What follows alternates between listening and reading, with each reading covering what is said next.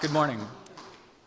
Today I'm going to talk about imaging Greenland's ice from both the ground and space. And this was originally a talk that Chris Linder and I did at the Berg Museum in Seattle, and Chris was supposed to be here to tag team today, me the scientist, he the artist.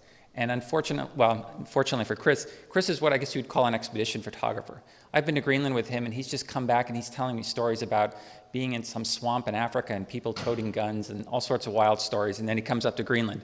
Someone invited him along on another big expedition that he just couldn't say no to, so he's gone. And you get me in his place. So I'm going to talk about the science, which I know, and then I'm going to also try and just give you a feel for what it's like to work in Greenland, so you kind of get me as a poor substitute. I'm not an artist, but I'll do my best. I'm at the Polar Science Center, and actually, I'm not actually a climate scientist.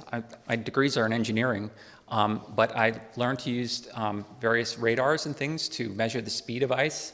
And also engineering provides a very good understanding of physics and things. You need to understand the mechanics of the ice and how the ice flows and how it responds. So rather than, I'm sure there'll be climate questions and I'll do my best to answer them later on, but I more try to understand how the glacier responds to climate. Both in terms of melting a little bit, but more so in the mechanics of the glacier and how the glacier speeds up as things warm up and the glaciers discharge more ice to the ocean. The first thing I need to do is make sure I know how to advance this. So I want to get everybody on the right page first before we begin, because there's often a lot of confusion about sea ice versus glacial ice. So you probably, oops, I thought that was the pointer. Let me see. Okay, the pointer's down here. Every September or so, usually there's a story in the paper about the diminishing sea ice and how it's headed towards a new record minimum. And the sea ice is the ice in the Arctic that covers the Arctic Ocean. It freezes in place in the ocean, and it's only a few meters thick, or maybe really 20 feet or so at its thickest. And it expands out in the winter as it freezes, and it retreats back in the summer. But usually the major part, much of the North Pole around there is covered in ice, and this ice has been diminishing. This ice, though, doesn't really have any effect on sea level because when it's already floating, so it's displacing its weight in water. So this very small effect that's trivial, minuscule, if you actually get into the physics, how it could potentially raise sea level, but it's not significant. What is significant is there's this big white reflector sitting on the Arctic Ocean, and there's what's called the ice albedo feedback. So now in the summer, a lot of energy gets reflected back into space, and as that ice shrinks dramatically, you have open, dark ocean that's sopping up the heat. And that's what a lot of my colleagues at the Polar Science Center work on. I, however, work more on glacial ice in Greenland and Antarctica, though I'm just going to talk about Greenland today. So glacial ice is much thicker. Greenland's about 2 miles thick in the middle here, and essentially it forms when snow falls and it piles up progressively in a big pile. If it's only a few meters thick, it's not going to flow, but as you get it thicker and thicker and a couple miles thick, it does start to ooze and flow out. And that's what you're seeing a measurement of here, is the speed of the glacier, and it's a log scale, which means it goes in powers of 10, so the browns are the very slow moving ice in the middle of the ice sheet. And as it collects more and more snow on this big conveyor belt, it picks up in speed as it moves toward the edge of the coast, so you start to go into greens, tens of meters per year, blues, sort of hundreds of meters a year, and then you get to these red, very fast-moving outlet glaciers that are squeezing out through narrow fjords like toothpaste out of a tube at very high rates of speeds. The way the color saturates here, we're basically covering things that are flowing a kilometer a year or half a mile a year to things that are actually flowing 15 or almost 18 kilometers a year in one of the examples I'll show you. So it's very, very fast ice. And as the ice moves towards the edge, it loses mass in two ways. It melts, and that's traditionally, people think of the ice sheets as melting away, but actually much of the mass is also lost through iceberg calving. And so this leads to what we try and measure, which is the ice sheet mass balance. It's a lot like looking at your bank account. You put money in, you take money out. So we have snowfall falling on the ice sheet, and when climate's been nice and stable for a while, the ice sheet will adjust to a state where the amount of melt and the amount of iceberg calving balances things. But as climate changes, you can get more melting or more snowfall. So if now we're in a situation as climate warms, we have more melting and more ice discharge, and sea level is going to rise. And going into ice ages, things get colder, there's more snow, there's less melt. Actually, there should be less snow, it's just colder, less melt. It's actually a drier climate. But essentially, the ice sheets get bigger, they expand out onto the continental shelves, and sea level can actually drop as more than 100 meters at times, giving rise to things like the Bering Land Bridge. So again, we're looking at losses due to calving in Antarctica. There's very little melting on the surface of the glacier. The ice just flows toward the ocean, where it flows out over to the ocean, and a lot of it breaks off as icebergs and floats away, or some of it melts in place in these giant ice shelves. In Greenland, about half the mass, roughly, is lost each year through calving of icebergs like this, and about half of it is due to surface melt on the surface of the ice sheet. And where we go in the summers, there's lots and lots of water. I just want to talk a little bit about what the impact of sea level rise is. So this is what 1 meter sea level rise would look like in South Florida. I mean, where we live, some of the coasts are fairly steep, so 1 meter might not have such a big impact, though there are areas in Washington where it would have a tremendous impact. But you could see a large part of southern Florida, the Keys, and really some probably very expensive beachfront property all along Florida would be lost. A meter is sort of the upper end of what the IPCC recently projected. They projected something like 0.26 to 0.97 meters, so that's just over 3 feet, and pretty much in line with what's shown in this plot here. There are those who think this is an overly conservative estimate, and the number could actually be larger, but it's probably not going to be a lot larger than that. And it's not all from glaciers and ice sheets. About a third of it is due to thermal expansion. So as you warm up the top 1,000 meters or so of the ocean, it gets warmer and things expand when it gets warmer, and actually by an appreciable amount. And currently, right now we're looking at about 3 millimeters a year is the current rate. So that's about 1 foot per century. And depending on how you think about it, whether that's a lot or a little, if you live in Amsterdam or New Orleans, and it's a lot. And it could easily be 3 times that amount. And certainly with things like Sandy and other events, things that normally, any rise in sea level brings the ocean closer to you if you're living near the ocean, and extreme events become that much more significant.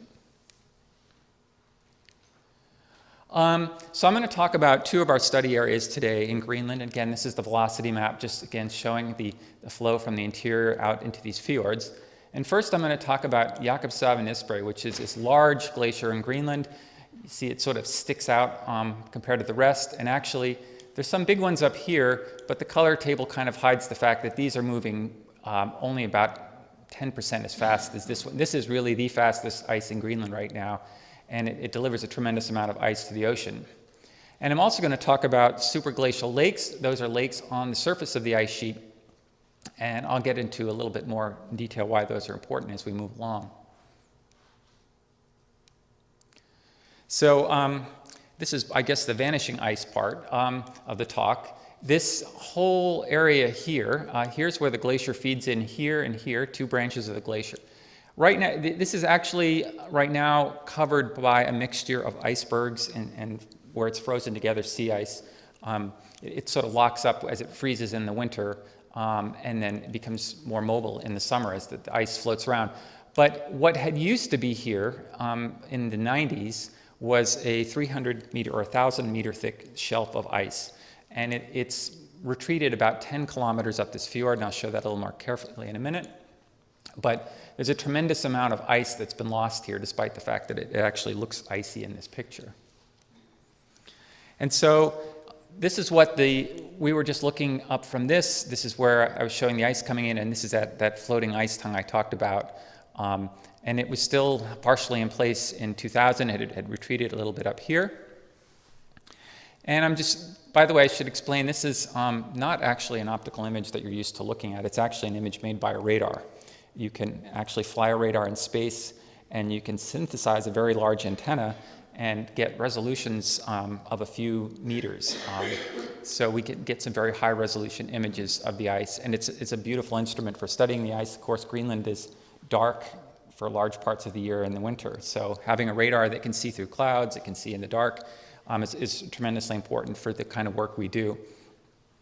So you can see by 2006, much of that ice shelf now, there's just this mix of icebergs like we were just looking at in the photograph. And 2007, 2008, and 2009, now I cheated a little bit here because I went from a winter image to a summer image, and there's a bit of oscillation. It surges forward in the winter and retreats back. But now I'm going to just show you the progression of summer images, and you can see each summer, it's getting, at the end of the summer, it's progressively further and further back. And this is, each summer it was losing, it's retreating back probably an extra 600 meters, so sort of 6 football fields. That ice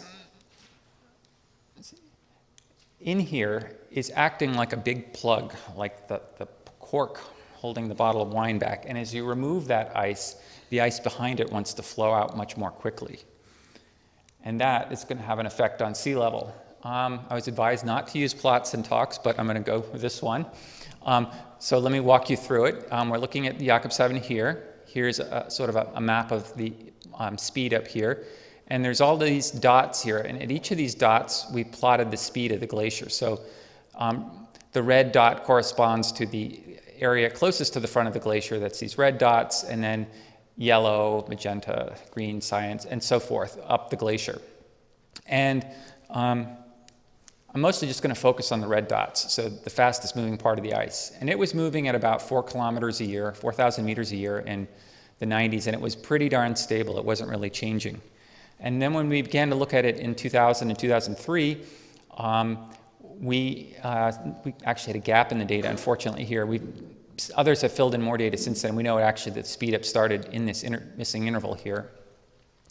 But the glacier started to speed up rather dramatically. And it continued to speed up going to 2004 and onwards. And at this point, we tended to turn the request that the satellites image this glacier very regularly, so we don't end up with big gaps. Unfortunately, there was a transition of satellites, and there was a period in 2008 where we don't have much data. But the rate of, there's not so much of a trend on this during this period here. You can see that but there's a big seasonal variation, and that's because, as I said, the glacier advances and retreats during the winter. And I actually had a video in the next slide that I think showed that, but I'm not sure that it's going to play due to a media player incompatibility. But essentially, as it moves forward, this glacier, you could see this, what was looking like things were leveling off, and there was a big seasonal oscillation, but things were more or less level. There was a slight increase over time. And then in 2012 and 2013, the speeds took off again a lot in the summer, and actually the winter speeds never came back down as slow again. And if you, so we started to hit something like 17 kilometers a year, which is just unprecedented in terms of glaciers on ice sheets in Greenland and Antarctica. There are a few glaciers in Alaska that have had surges for very brief periods that have exceeded that speed, but really this is the fastest ice sheet speeds we've seen. And if you, there's a lot of variation in here, but if you sort of average the speed for the year, it comes out to more than 12 kilometers a year, which is 3 times faster than the glacier was flowing in the 90s. In the 90s, when the glacier was flowing, it was more or less in balance. That means as much snowfall was coming in and melting as it was being balanced by the ice flow to the ocean. So now we're looking at 3 times more ice going into the ocean and a lot more contribution to sea level rise. I should also just note sort of historically interesting thing about this glacier is it's believed to be the one that gave rise to one of the big icebergs that sank the Titanic. And if this video worked, and I don't think it will, but it shows the glacier essentially going, it's a time-lapse video, and it shows it rather dramatically going back over the course of the summer, this retreating back over this area. I should also note that this glacier is prominently featured in the movie Chasing Ice, which is playing just down the street. If you haven't seen it, I really encourage you to see it. You will see some very dramatic videos of these big icebergs calving off. I mean, when one of those things tips, it's like many, many, many skyscrapers falling at once, and they're huge events, and it's very impressive on the screen. Jim Baylog actually came up to our camp a couple of times, and I'll actually show you some pictures of the canyon that I think is featured in that movie, and also in the Nova episode that he did.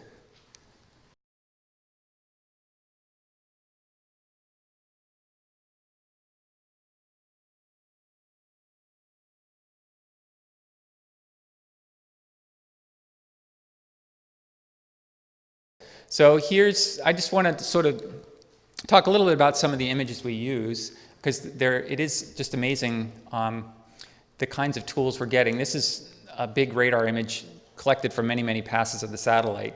But I'm going to show you some optical imagery, and we're very fortunate to get these data these days. We actually get them courtesy of the military, because I'm sure you've all looked in Google Earth, and there's a lot of high-res images now you can see. And those come from commercial satellites that are largely in space because the military subsidized them. And why would the military do that when they've got all these super secret satellites that we aren't allowed to look at? And that's because when they do a press briefing and they say, these are the things we blew up overnight, they don't want to have to put out a secret classified image there, or they can email around these images. And they're almost as good as what they have, but they aren't encumbered by all the national security things. But the military really is only interested in a few areas, and you don't know where all those areas are. They don't really care about Greenland, so there's a lot of excess capacity on these satellites, and the military essentially, by subsidizing them, by agreeing to buy a vast amount of data, much more than they can use. It's like having extra minutes on your cell phone plan, and so it doesn't cost them anything to let us sort of siphon off some of the data stream. And we're very fortunate to get that, because it's simply amazing data. This is looking at some of the icebergs calving off Jakobshavn. You can see some of them here, but they've just broken off from here. And this imagery goes up to something like 1 meter or ½ meter resolution. So, I mean, we can start to look down individual crevasses there.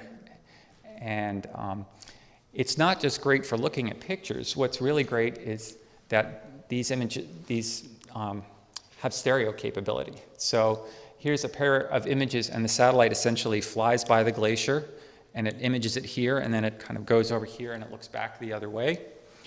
And this is sort of a little bit like one of those old stereoscope pairs they had popular in the 1800s. And you can see the effect here. Let's see if I can.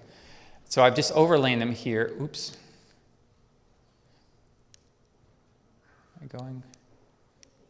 So if I go back and forth, you can see that difference. And that's merely a function of the elevation. These are only a few seconds apart, so you're not seeing the motion of the glacier. But you're essentially seeing the elevation change. And I have a student who's been working very intensely with these data, and he has produced these digital elevation models of the glacier, which are very accurate. They have resolutions of a few meters and are good to about 1 meter vertical accuracy, which for many parts of the ice sheet is too coarse an instrument. In the middle of Antarctica, for instance, you need a laser to measure centimeter scale changes. But for this part of the ice sheet, which is very rapidly changing, it's a great instrument because, I apologize, the scale's not too good here, but it goes down here to 60 meters or about 150 feet. Just the change over 2 years on this big area of the glacier, it is actually thinned by 150 feet, and that's a huge amount of thinning going on. And these instruments are just incredible for being able to measure this kind of detail. In the past, we've only had NASA will fly a aircraft over these glaciers and just fly along a profile with a laser and just get a simple profile, and they're kind of scattered. Now we can actually image many of these glaciers and make these kind of measurements routinely to try and track what's going on with the ice loss. Just to give you an idea of what we're just looking at, so this is the glacier flowing toward the ocean, so I'm going to show you a picture of the ice front here, and it's just a massive, incredibly amazing thing. You just fly over it and you're just in awe. There's all of these amazing, huge icebergs that are some of them are 1,500 feet long. There's this massively crevassed ice front, and this is taken from a helicopter as we were coming back from our field site, and you can just see the big calving front here. And this is just not just one glacier. This is not some strange behavior, and this is some outlier glacier. Greenland has roughly 200 large glaciers. I mean, this is the biggest one, and it is perhaps the one going the most change, but they are changing fairly consistently all around Greenland. This is something my student Twyla Moon put together. It was a bit of an attempt to cram a lot of data in one figure, but it's essentially showing these maps of Greenland velocities at different times, and each of these dots represents one of the glaciers around Greenland. And the size and color of the dots indicates how much it's sped up over the different time periods. She looked at 2005 to 2010 and 2000 to 2005. And in addition to just the glacier speeding up, what we were struck by was the incredible variety of change in speed. Some of these dots are more blue shades, indicating some of the glaciers over these periods have slowed down, but many more of them have slowed up. And over the last decade or so, the average speed up is about 30%. It's a little bit like looking at the stock market, where there's winners out, these losers, and they're going all over the place, but the overall trend is up.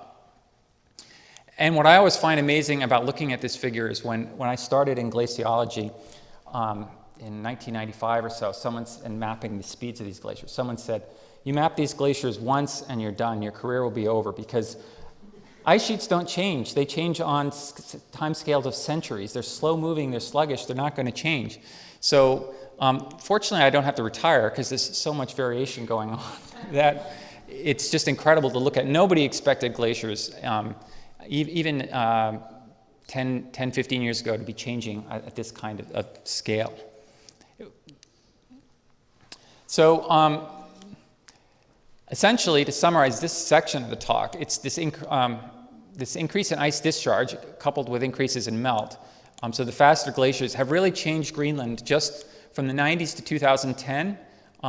It's changed from 0.14 millimeters a year to 0.72 millimeters a year, which maybe doesn't sound like all that much, but over the century, it would add up to about the amount of water that's in this glass here, which just from Greenland is a big change. And that's only with the amount of climate warming we've experienced so far. So really the concern is how much more can things speed up? And that's really what we're trying to understand at UW, and how things will continue to evolve in the future, as well as keeping track of how they're evolving now. And Jakobshavn alone has raised, over the last decade and a half, has raised sea level by, on its own, 1 millimeter, which it may not sound like a lot, but when you take the ice from there and spread it all over the ocean, it represents an awful lot of ice. Now I'm going to switch over to talking about superglacial lakes, which are these beautiful lakes on the surface of the ice sheet. And they have been great interest because this is a cartoon from a paper that Jay Zwally at NASA published in 2000. And you're all familiar probably with you've seen the glaciers around here. And when we get melt in the summer, that melt gets underneath the glacier, and it does lubricate the glacier and speeds the glaciers up. But generally, this wasn't believed to be happening on the ice sheets because they're so thick. The ice is a kilometer thick. How does the water get to the base of the ice sheet? So conventional wisdom 10, 20 years ago was there really wasn't much speed up, until Jay noticed that there was some seasonal variation. And so we mounted an investigation to try and understand that better. And part of that was looking at these superglacial lakes, which are where we believe moulins form, which are these holes in the ice that go all the way to the base of the glacier through a kilometer of ice, and then lubricate it and then speed the flow. So the concern was that Greenland would go slipping much faster into the ocean. And, but the question was, can we really can we get that water through a kilometer thick ice, and will it really have a big effect? So that's what we started out to investigate.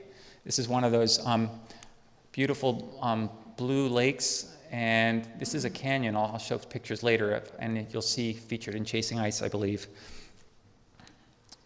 If you've ever flown from Europe, or if you ever do fly back from Europe, or try and sit on the side of the plane that's looking to the north, especially in June and July, you'll see these beautiful sapphires dotting the ice sheet where these lakes are. They're about a couple miles in diameter often. I'm going to talk a lot about this lake, and Actually, this smaller lake is the one I showed the picture of. This bigger one is the one we've done a lot of studies at. And each year they change a little bit, and if we look at satellite images, we do see from time to time they just disappear suddenly from one day to the next. So we were interested in is this them draining to the base of the ice sheet. Not sure how that picture got in there. It's out of sequence. The basic theory has been known for a long time of why this should happen, and it's not so different than some of the physics people use in, say, fracking in the oil industry. It's essentially water is denser than ice, which is why icebergs float. But if you put water in a crack and you fill it to the brim, then the extra weight of the water will create extra pressure at the base of the crack, and it'll form a wedge, and it'll want to break through the ice. Now, if you just fill that with and had no other source of water, but you just fill it up, it'll rupture through and crack. But once the water gets down such that down to about here, it'll equalize the pressure and it won't go any further. But if you have a lake, then you can keep that crack full, either directly underneath the lake or through one of these streams that flows into the lake, and the water's just pouring in. And there is plenty of water coming out of these lakes. In that case, then in theory, you should be able to hydrofracture all the way through the ice. Doesn't matter that it's half a mile thick. It could be a mile thick. If there's enough water, you can break through there. Or at least so says the theory. So we went out there somewhat naively in 2006, and we went out on this boat, and we were measuring the water depth. It was about 40 feet deep, and it felt like quite a big lake when we were in the middle of it. And we put out some instruments and GPS and left the site while the lake was still full, and we found out when we went back that the lake had drained very abruptly in about 2 weeks later. It had fractured along a 3-kilometer long crack, so close to 2 miles long. It had drained in about 90 minutes. And if we take the volume of water in the lake and calculate what was pouring to that crack, it's faster than the rate of flow over Niagara Falls. So Niagara Falls for 90 minutes. So as a consequence, we don't go out in boats anymore.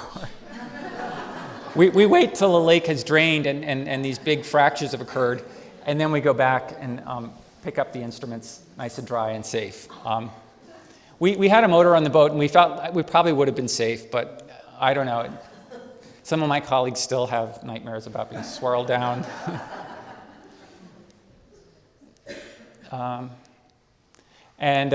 This just shows a collection of data. Here's the long crack. You can see very well in the radar image. It's about 3 kilometers long. These are just where we had some instruments. Actually, where we had these GPS receivers, which was kind of well outside the lake boundary, the surface of the ice sheet raised up by about this much. As all that water was injected in a big sort of like blister-like thing under the ice around rose up and stayed that way for about 24 hours. Actually, during this big block, which is several hundred meters long, actually ruptured up and it broke. It sort of fractured up, and it was like a piece of a jigsaw puzzle that couldn't fit back in as it went back down. So the elevation difference measured with this NASA laser shows that it was about, this face here is about 20 feet deep, 20 feet high. And actually, I'll show some pictures later on of this. It's still there. It's much more melted down and subdued now, but there's still this face right there along one of these cracks. And this is, I think, me for scale. This is one of the points along here, somewhere in here, where there was just showing the tremendous sort of explosive power that this, when things start to rupture and all this water starts to break things up. There's lots of big canyons like this. And here's another, we were actually studying 2 different lakes, so this is the other one, and this just shows from near what these sort of huge cracks look like.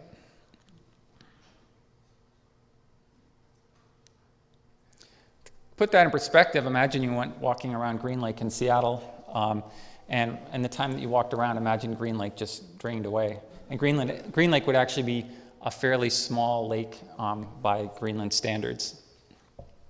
But Green Lake's down around sea level, or not much above sea level. So to really appreciate the way these events go, imagine a lake like this at Snoqualmie Pass, Summit Lodge, and Hyack.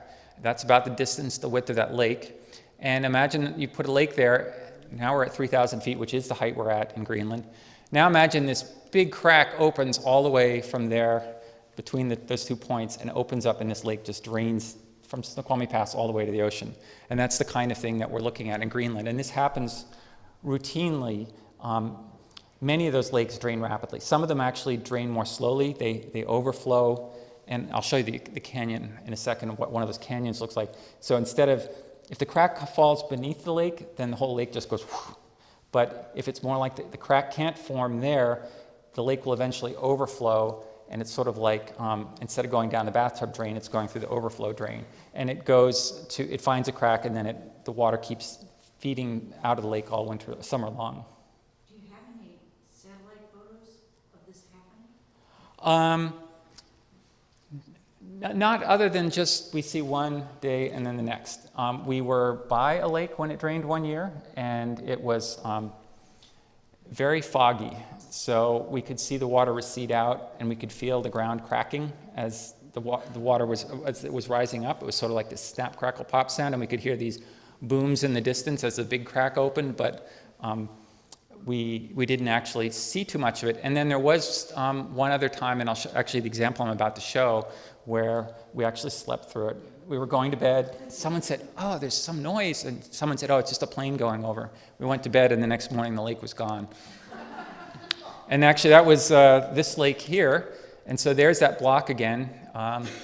And this is June 15th, and it had filled up quite a bit. It's actually never quite filled since we've been studying it as much as that first year, because it got so broken up in that event that it's easier for cracks to form. And at some point, it'll all heal up, and it'll probably get big again. But we haven't ever got quite as big an event as we had the first time. And this is June 17th. So this, just in a couple of days, you could see quite a bit filled up. And that's because in Greenland, we're on hard ice here once the snow from the winter has melted. And so the snow's sitting on the surface of the ice sheet, and it's getting slushy, and it retains all that moisture as it's melting out. And then at some point, the slush just breaks up, and all the water can quickly drain through these numerous streams feeding into the lake, and it just tends to fill the lake up over the course of a week or two. And then boom, boom, it drains. Just the very low areas here. And it drained probably along this crack. And then what happens with these cracks is some point along the crack, there's somewhere where a stream like this. This is actually not one from this drainage, it's one from the summer before. But there was a stream that kept feeding into this one point along the crack. And so the pressure of the ice, after the water's gone, the pressure of the ice closes the crack fairly quickly. But where the streams are flowing in, that water, the heat and the friction of the water swirling around melts the ice and is able to keep just a very small hole or a moulin open at some point along the crack, or maybe at a couple of different points along the crack. And these are really amazing features in themselves. First, I'll just show you some blow-ups of these areas. Again, this is the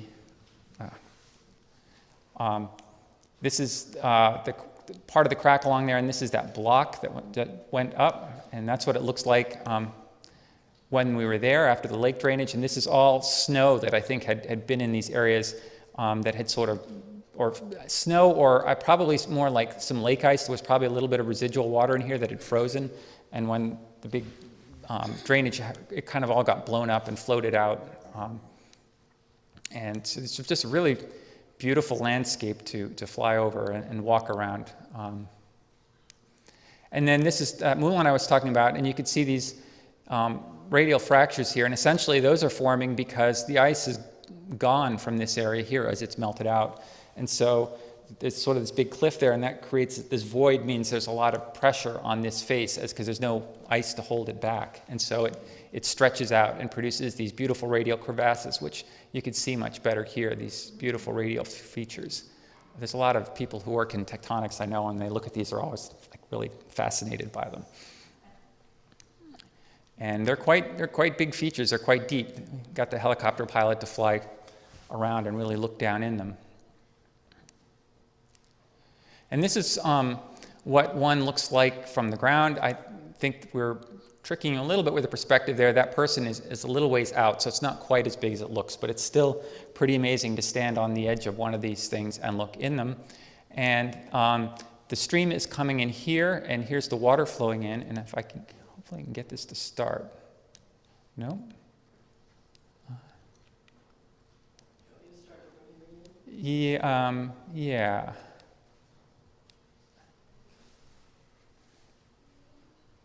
Oops, I guess it's the next one. Before, I think yeah, there you go.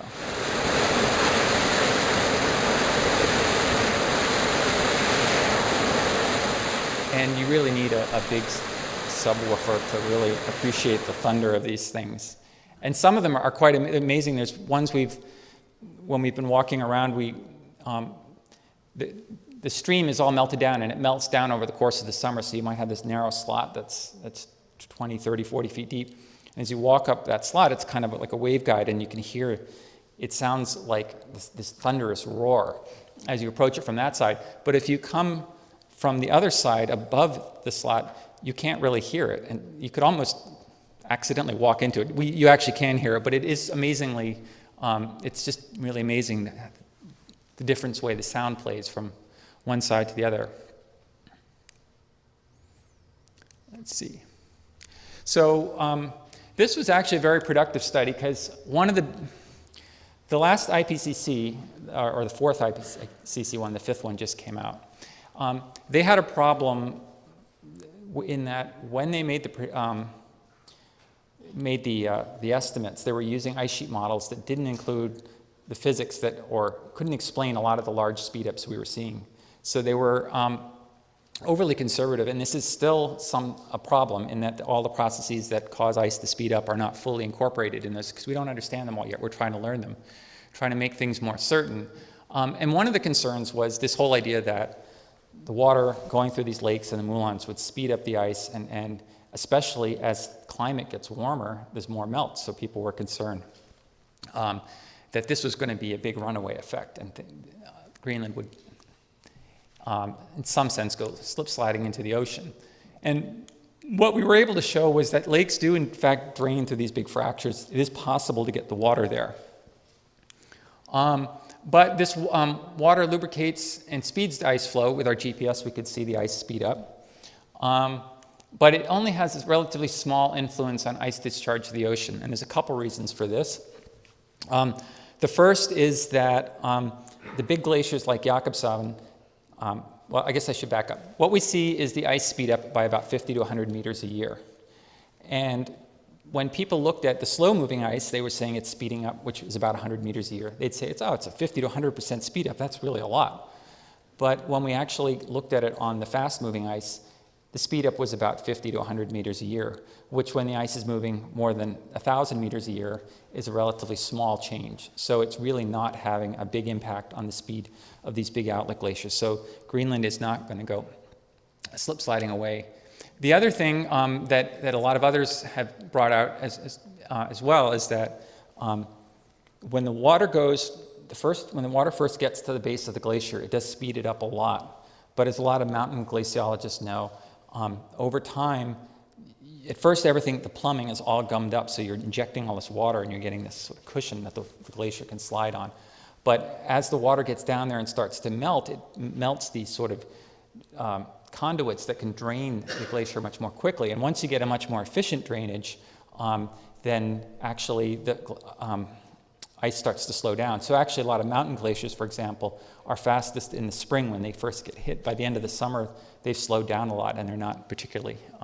So more melt will just accelerate that process of getting a better drainage. And the more people have looked in our data and others' data, the more they see that it really doesn't matter if it's a high melt or a low melt summer, the amount of acceleration is the same. So one thing we have actually been able to do is really kind of check off one of these big sort of dramatic things that could cause the ice to go. There's often this feeling that scientists are just out to hype things or to hype climate change, but the more, it seems like whatever side you believe, investigating things it just removes uncertainties, and it really just makes things more certain. If the glaciers are going to do something, we'll find out, and if they're not going to do something, we'll find out. Most scientists that I know are actually fairly objective, despite some claims you hear to the contrary. So now I'm going to switch over to talk a little bit more, and this is maybe where Chris would have stepped in, and just talk a little bit about fieldwork in Greenland and kind of give you a feel for what it's like to go up to Greenland. And again, you would have gotten a much more artistic perspective from Chris, but I'll do my best. So just kind of walk you through a little bit what a field trip up there is like. So the first thing we have to do is get there. And to do that, we usually go with the Air National Guard, both in Antarctica and Greenland. And we go with the 109th in New York, who has these C-130s. And what's special about the C-130s that they have is that this is a ski. And so they can land in the open field in Greenland and Antarctica. And so they collaborate with the National Science Foundation, and it's a nice symbiotic relationship in that we get transportation up there and they get a chance to practice their field landings.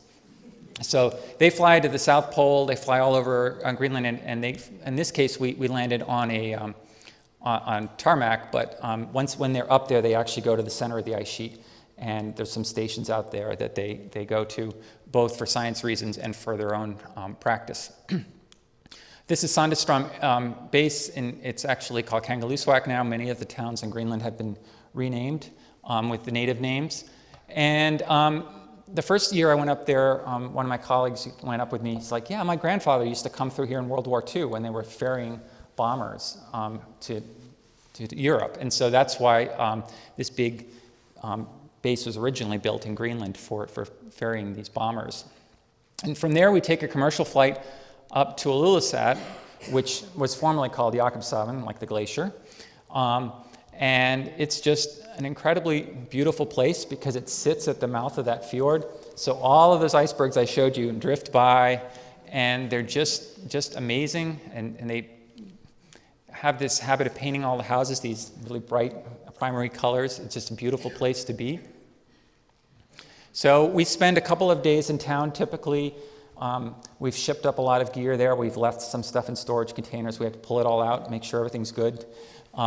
Make sure we have our right food when we get up there. I do know one team that went up there one year, and this is an Italian guy who drank a lot of coffee. Unfortunately, he left the coffee at home. So he had a couple of harsh days, I think. So we've never had that tragedy occur. But it's just a beautiful place. There's many native people live there, as do a lot of Danes. I think for the Danes, it's a little bit like Alaska for the US, so there's sort of some characters up there.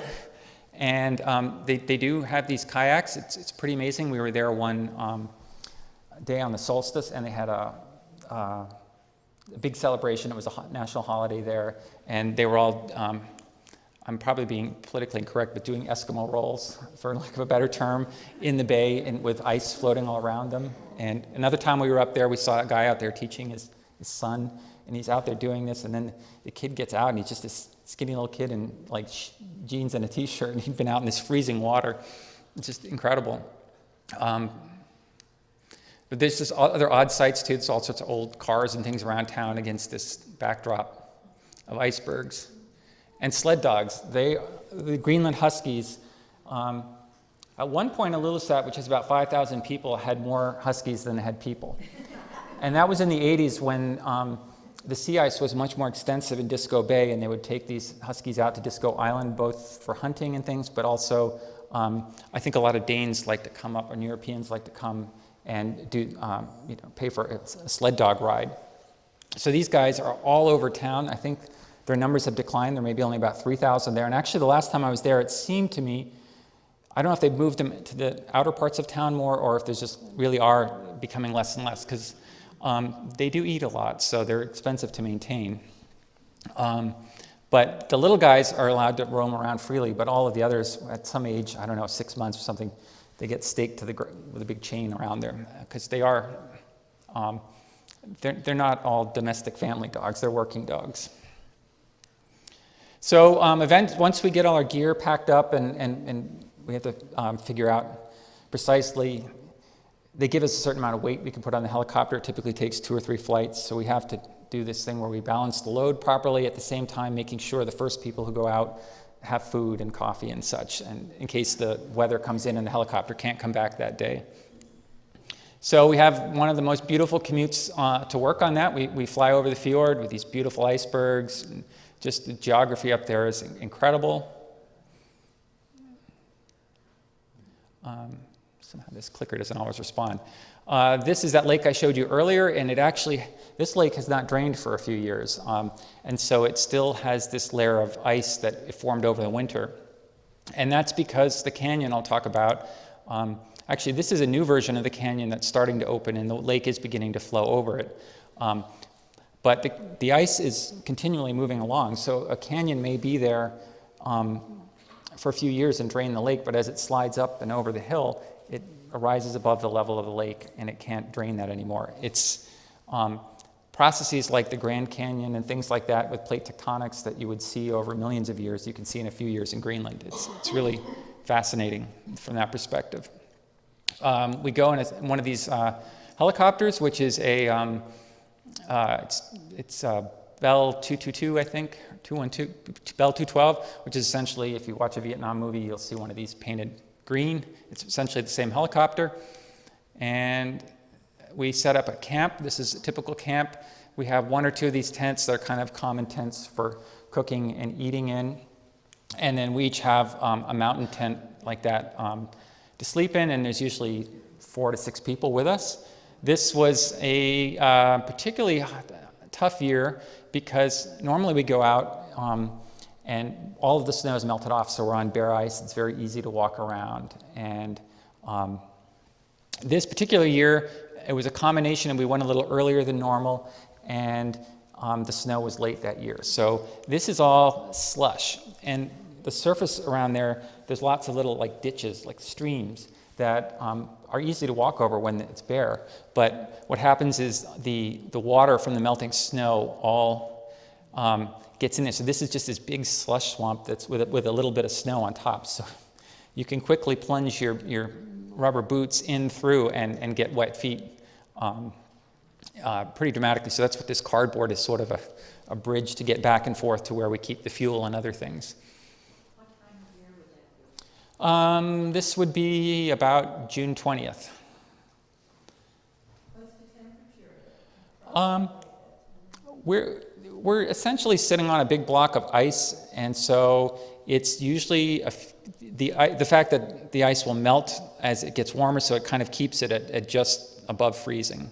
But it's sunny. It's never cold. I mean, I feel colder walking around outside today in a dark, cloud-covered area. This is sort of what one of our tents looks like from the inside, the cooking tent. So we cook here, and believe it or not, we can actually fit 6 people in here. It's fairly cramped. Unfortunately, the tents tend to cover the ground, so the ice is actually melting down a few centimeters a day. Actually, at this particular camp, there's about 5 feet of melt each year. That doesn't mean the ice sheet's losing height that quickly, because the ice from upstream is flowing in to replace it, by and large. But as it melts down, the edges that are kind of exposed to the air and the sun tend to melt. So you kind of get the sides kind of go down like that. And sometimes by the end of the trip, you're in your sleeping tent, and you're just like over this rack kind of thing. Everything's bent over. And there's not a lot of flat spots to find to begin with, so it's hard to necessarily move the tent. So people keep sort of moving their chairs toward the center, and it gets rather crowded by the end of the trip. So the main thing usually we're out there to do is maintain our equipment. So this particular season we had something like 20 GPS receivers out around the lakes. We were trying to understand, once the earlier part of the study we established that the cracks form, and now we're collecting data to use to constrain a model of a fracture opening. So we want to have lots of GPS. So we had about 20 out there, and we had to maintain them. When we go back, they often look like this because the melt's pretty high. This was probably sunk in something like 10 to 15 feet, and it was probably there for a couple years, and it's just melted out that much. So we find them like that usually. We sort of tear them all apart, make sure everything's still working. This clicker doesn't always click. And then re-drill them back in, and they will go in about 15 feet. By the time this drill bit gets pulled out, it's really high. And we leave them looking nice and neat like this when we leave, and they sit there over the winter and collect data. Actually, sometimes some of them have more batteries, so they will collect data over the winter, and some of them were mostly interested in this summer season, so they just essentially turn off when the sun goes down. Unfortunately, they don't always come back on in the spring.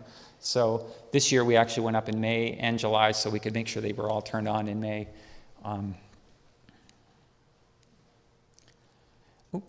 And we also put things like, these are pressure transducers that sit in the lake, so they measure the pressure, and so when the lake fills up, you can get an estimate of the depth of the lake.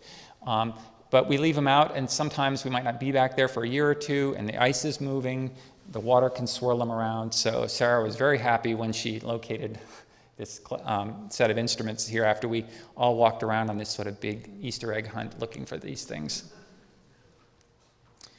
Another thing we do when we're there is we just go exploring, because you look at satellite images and you can see things, but you don't necessarily understand how everything works. And I'm always amazed that, well, I've seen plenty of Earth scientists make hypotheses about what they're seeing in images, and then they turn out to be wrong when they actually go there. And I'm always amazed at how the Mars scientists look at all these images and come up with all these theories, but no one's ever going to go there and tell them they're wrong, or at least not before they retire. So we do walk around and we try and look at these features. We stare down cracks, we look down holes, we watch melt streams, we try and understand how it works. Our camp is actually a few kilometers back that way. We range far and wide, and often in the evening, because we spent the day doing receivers. So things like this canyon, when we first discovered it, in maybe 2007, it was still active and draining water, and we got there at about midnight, and it was just this beautiful, the sun is very low on the horizon, this beautiful light. This is more in the sort of high noon time of day. This is the one that was featured in National Geographic, one of Jim Balog's photos, and I think is pretty sure it's shown in the Chasing Ice movie. It certainly was in the Nova episode. We were there when they came up there for Nova, and they rappelled down this face here. It's kind of interesting to watch them do that. On the smaller scale, there's a lot of beauty too. I mean, this is actually probably, it's hard to get sense of scale, but it's probably only about 30, 40 feet across here. This is just a bend in a small melt stream. But some of the times it can just be startlingly beautiful when you look at it. And I know these are karakonite holes.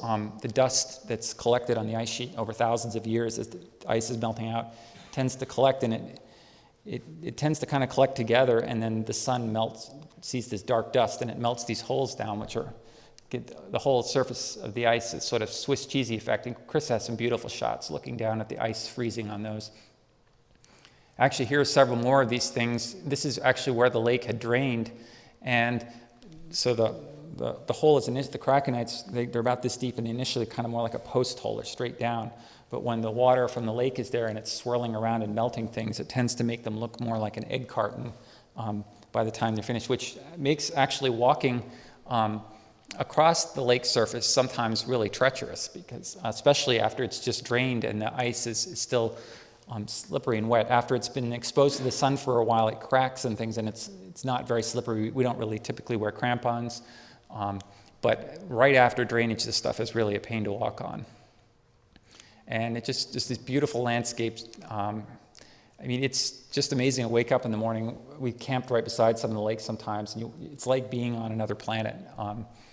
White with blue lake, it's incredible. So at some point we finish up our work. This is often the most stressful part of the trip, because we've just spent a few hours breaking down camp. And it is not uncommon for the helicopters. It can be beautiful up on the ice sheet, and it's fogged in down by the water. And so the helicopters need to fly by visual flight rules, so they can't fly. Or sometimes it's really low clouds up here, and the helicopters can't fly because you get absolutely no horizon, and they need to have a good horizon to land. So there's always the stress of, once we packed up, are they going to come and get us? Or are we going to have to put it all back together? And when we needed them to come out and do day work, they've often missed, we've actually not ever had a problem on the pullout, but you're always worried because often you've got a flight back home and you don't want to have to tell your wife you're not coming back for a few more days. We really crammed those helicopters full. It's a little easier coming out because they burned off a big part of their weight in fuel coming out to get us. So they're not so concerned about the weight as when they're flying with a full tank out to the ice. And when we get back in town, we have a couple days before we go to wrap up, and that's when we also have time to be tourists. So we often have fairly inexpensive trips out onto the water in these little boats to go around the icebergs and see them up close. They're often piloted by Santa Claus, who's actually quite a grumpy guy. But he's one of the better ones to go out on because he'll actually, for better or worse, go closer to the ice than some of the other captains. But the icebergs out in the bay are just incredibly beautiful. They're just amazing. And they tend to, a lot of times you see these arches form where I think they kind of melt out at the water line and then the ice sort of collapses inward. And these things are really big. I mean, you can imagine why an unsinkable Titanic runs into one of these and it actually sinks. It doesn't win. And then the tours are typically like 10 to midnight. So we're in the land of the midnight sun, and usually I think the first sunset's around July 23rd, and that's typically when we're pulling out. So often the sun is just skirting the horizon. And so by 11 or 12 o'clock at night, you just get these beautiful light on the ice, and it's just really amazing to be out there. And then we go home and come back to Seattle. And that more or less wraps up the talk, and I'm happy to field questions for as long as you have them.